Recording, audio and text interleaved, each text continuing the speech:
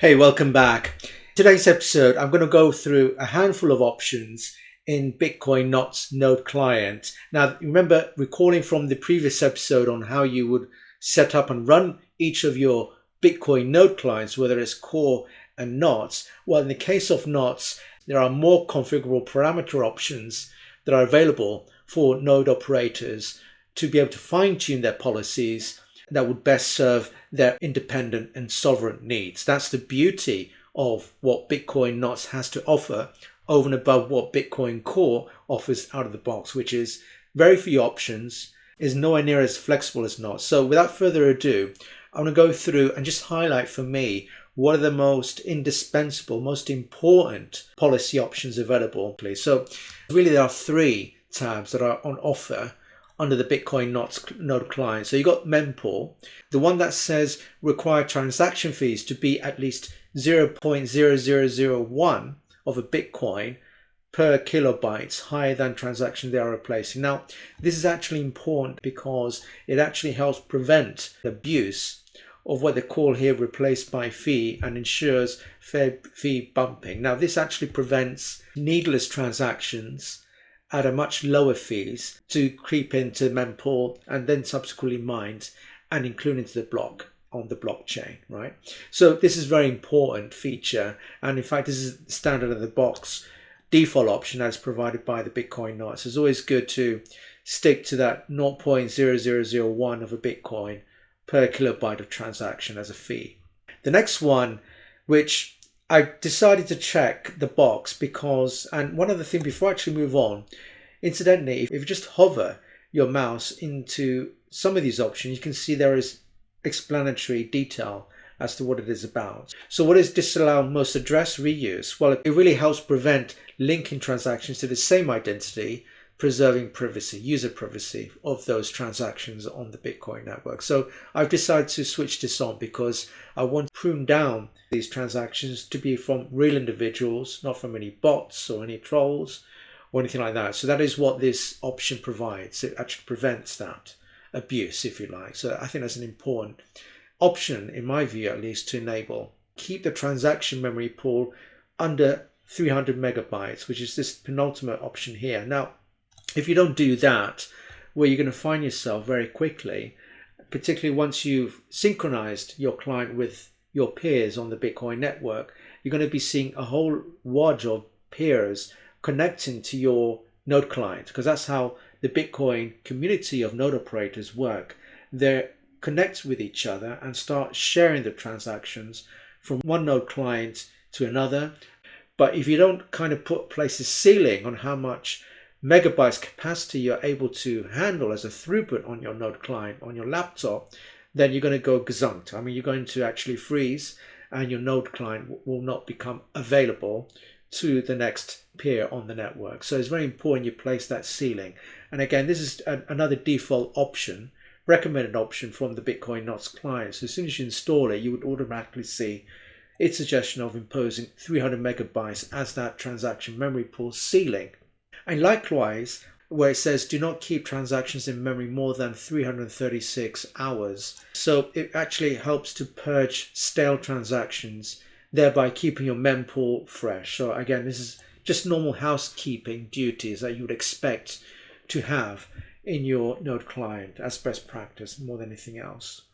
So that's the mempool. I'm going to go straight to the spam filter, which is for me the most important menu options provided by Knots. Now, just a word of warning or observation is you're going to notice the scroll bar, because if you don't scroll down, you're going to miss out potentially important options that you might not be aware of. So just be mindful that when you go through this, to toggle up and down the scroll bar to give you the full list. So let's go straight at the top. And the next one that is important on the list for me under the spam filtering menu option is what is called ignore unrecognized receiver scripts. Now this actually helps keep your node, as it says here, more focused on standard, authentic, valid Bitcoin transactions and avoids any weird experimental transactions. Now this is very important because if you don't do that, you're going to be opening up the can of worms for other potentially rogue or non-Bitcoin like transaction.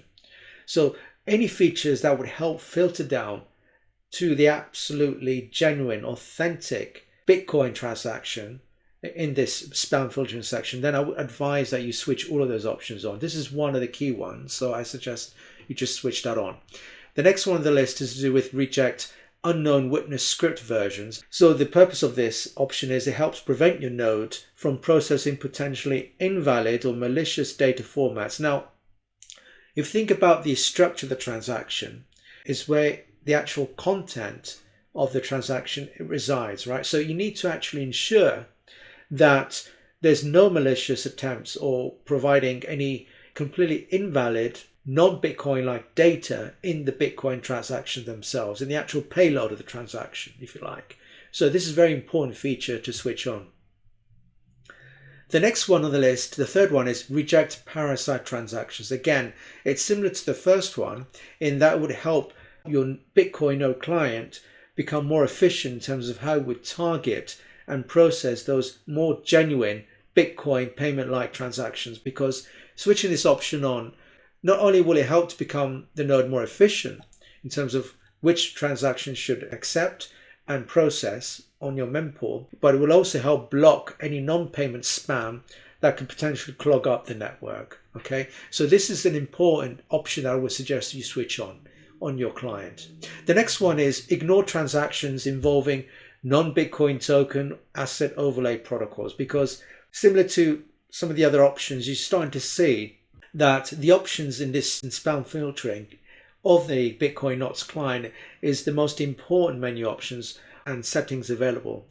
And in the case of this option, it helps shield your node from spammy protocols like ordinals or inscriptions. So again, it will just help bring down the list of transactions that are strictly and only Bitcoin financial-like transactions. Nothing to do with other non-Bitcoin protocol data transactions trying to creep in to the network or non-financial Bitcoin related. So these options are very advisable to switch on as best practice, because ultimately we should only be concerned with genuine Bitcoin financial transactions creeping into the network, nothing else.